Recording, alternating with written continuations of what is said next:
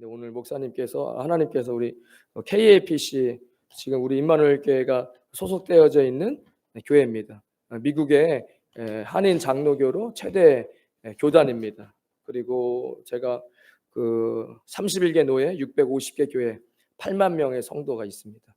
미국의 최대 장로교 노예고 캐나다, 남미, 브라질, 아시아, 오세아니아 이게 다 같이 이 노예가 있습니다. 우리도 아시아 노예로 오늘 다음 주 화요일 날 노예도 여기서 진행되고 하고요. 그 교회 모든 교회를 이제 총괄하는 이제 대표 목사님, 총회장님 지금 바뀌시지만 총무 목사님은 계속 돌아다니시면서 교회를 이렇게 살피고 이제 그렇게 하십니다. 이 총무 목사님 오늘 오셔서 말씀 전해 주십니다. 우리 김성일 목사님 나오셔서 말씀 전해 주실 때 우리 할렐루야로 하나님 찬양합니다. 하다하며 박수 치도록 하겠습니다. 우리 할렐루야.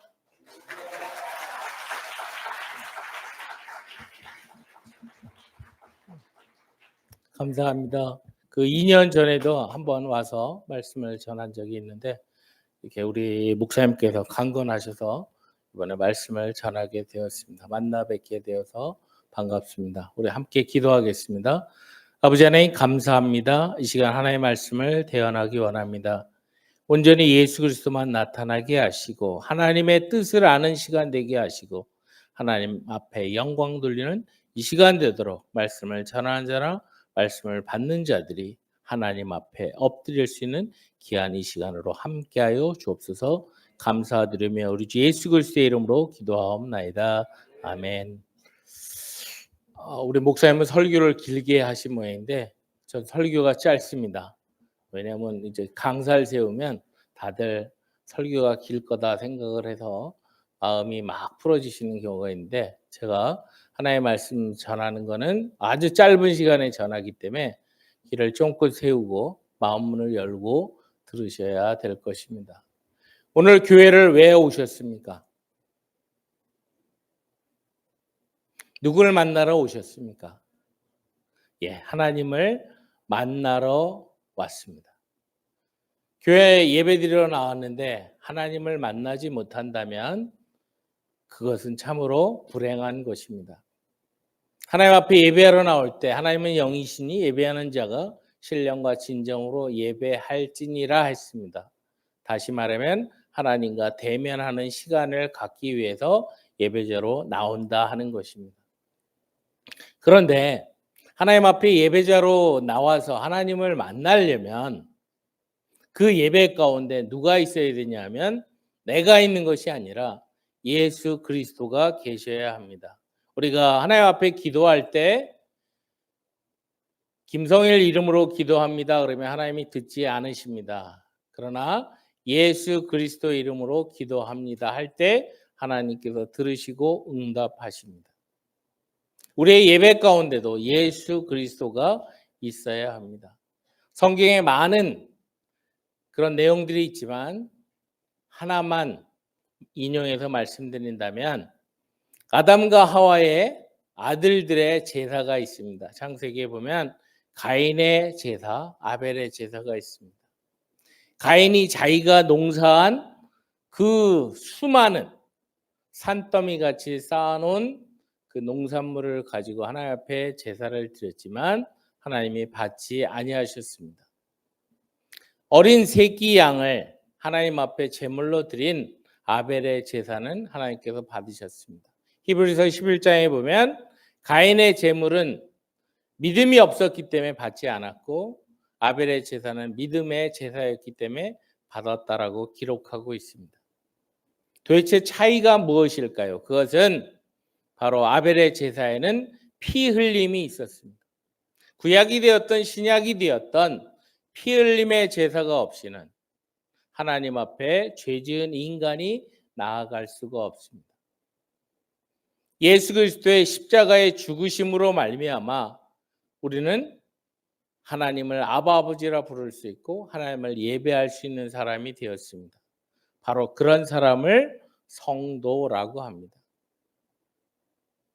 성도가 하나님 앞에 예배드리는 것을 하나님이 기뻐하십니다. 오늘 시편 1편 너무나 많이 듣고 너무나 잘 아는 1절에서부터 6절 말씀을 보면 성도가 하나님 앞에 감사할 이유에 대해서 언급을 하고 있습니다. 복 있는 사람은 악인의 꾀를 쫓지 아니하며 죄인의 길에 서지 아니하며 오만한 자의 자리에 앉지 않는다. 인간적으로 내가 노력을 한다고 해서 그 모든 것을 쫓아가지 않을 수 있는 방법은 없습니다. 그 가운데 하나님의 은혜를 주셔야만 합니다. 더 품격이 높은 문화, 악인들의 그런 꾀, 죄인들의 길, 오만한 자의 자리가 아니라 하나님의 말씀을 주야로 묵상하며 하나님의 율법을 주야로 묵상하는 그런 은혜가 있는 사람을 성도라고 하는데, 그것은 인간의 노력으로 될 수 있는 부분이 아닙니다. 하나님이 은혜를 주셔야 합니다. 하나님이 우리에게 써주신 연애 편지가 달콤하고 얼마나 맛있는지를 경험하게 하는 것은 성령의 기름 부으심이 있어야만 합니다. 바로 그런 하나님께서 성도에게 주시는 그 은혜 앞에 우리는 하나님 앞에 감사할 수밖에 없습니다. 많은 사람들이 그럽니다. 나 하나님 믿고 싶다고. 그런데 다른 사람들은 하나님을 잘 믿는데 난 아무리 노력을 해도 안 믿어진다고 하는 사람들이 주변에 많이 있습니다. 내가 믿어지는 것, 예수 그리스도께서 나를 위해서 십자가에 돌아가셨다는 사실이 믿어진다는 것 자체가 은혜입니다. 내가 성도로서 하나님 앞에 나아올 수 있다는 것이 은혜입니다. 그런 성도로서 살아나가는데 하나님께서 우리에게 중요하게 보시는 것이 뭐냐면 하나님과 우리와의 관계입니다. 아무리 내가 무엇을 한다고 한다 할지라도 하나님과의 관계가 없으면 아무것도 아닙니다. 하나님 앞에 관계성을 갖는 것, 그것이 바로 성도의 삶입니다. 그 관계를 위해서 아무 죄도 없으신 예수님께서 십자가에서 죽으셨습니다. 우리를 위해서 피를 흘려주셨습니다. 그걸 통해서 우리를 구원해 주셨고 우리로 하여금 하나님을 아바 아버지라 부를 수 있는 양자의 영을 우리에게 허락하시사 우리로 하여금 하나님의 자녀로 살아가는, 영접하는 자 곧 그 이름을 믿는 자들에게는 하나님의 자녀가 되는 권세를 주시는 은혜를 이 자리에 있는 우리 모두가 경험하고 있는 것입니다. 두 번째는 인간과의 관계 속에서 3절과 4절을 보면 그는 시냇가에 심은 나무처럼 철을 따라 열매를 맺는다. 날마다 하나님께서 우리들의 삶 속에 은혜를 베풀어 주시는 어떤 죽은 다음에 천국 가서의 이후의 모습이 아니라 이 땅에서 이웃들 간의 삶 속에서 하나님께서 베풀어 주신 은혜가 있기에 우리는 감사할 수밖에 없습니다. 하나님이 주신 은혜가 얼마나 크냐 하면 내가 하나님 앞에 기도하지 않아도 우리의 소원이 무엇인지 다 아시고 응답하시는 하나님을 우리가 믿고 있습니다. 무슨 일반 다른 사람들처럼 막 몸에 흉터를 내고 뭐 몸을 자해하고 뭐 이래야만 하나님이 들으시는 하나님이 아니라 우리의 있어야 될 모든 것을 다 알고 공급하시는 그 하나님이 우리의 아버지라는 사실입니다. 제가 기도하는 사람들을 보면 두 가지가 있습니다. 어떤 사람은 하나님 그리고 기도하는 사람이 있고 어떤 사람은 아버지 하나님 아니면 하나님 아버지 이렇게 기도하는 사람이 있어요. 차이가 뭘까요? 육신의 아버지하고 뭔가 관계가 안 좋으면 그냥 하나님이라고 기도들을 하더라고요. 그렇지 않은 경우도 간혹가다 있지만 그러나 부모인 육신의 아버지하고 관계가 좋으면 하나님을 향해서 하나님 아버지라고 부르더라고요. 그래서 그걸 보면서 하나님과의 관계나 인간적인 관계가 밀접하게 연관이 있다는 사실을 알게 됩니다. 그런데 반면 악인은, 성도가 아닌 사람들은 바람에 나는 겨와 같다라고 했습니다. 그냥 세상 흘러가는 거에 따라서 흔들거리는 그런 삶을 살고 있는 것을 봅니다. 미래도 없고 앞으로 하나님께서 어떻게 해줄 거에 대한 것을 알 수가 없기 때문에 막연히 살아나가는 인생들이 있습니다. 그 말을 거꾸로 말한다면 성도는 하나님이 우리를 붙잡고 계시고 임마누엘 예수 그리스도께서 우리와 영원토록 함께 계시기 때문에 우리의 삶을 보증해 주시고 인정해 주신다라고 하는 것입니다. 6절 말씀에 있는 것처럼 악인의 길은 멸망하는 길이지만 그러나 의인의 길은 하나님이 인정하시는 은혜가 우리 성도에게 있습니다. 그런데 우리가 말씀을 읽으면서 도대체 의인이라는 게 무엇일까? 결론부터 말씀드리면 1절에 있는 악인, 죄인, 오만한 자를 대상으로 내가 받은 바 은혜를 나누는 사람을 의인이라고 합니다.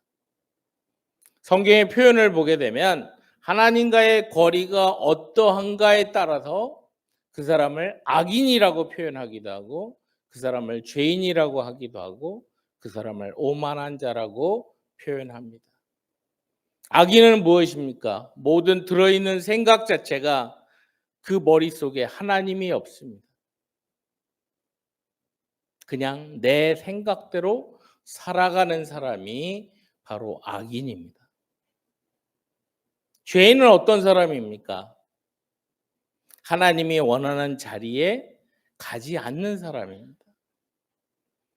무조건 해 나가는 것 자체가 죄만 질 생각만 하는 것이 바로 죄인입니다.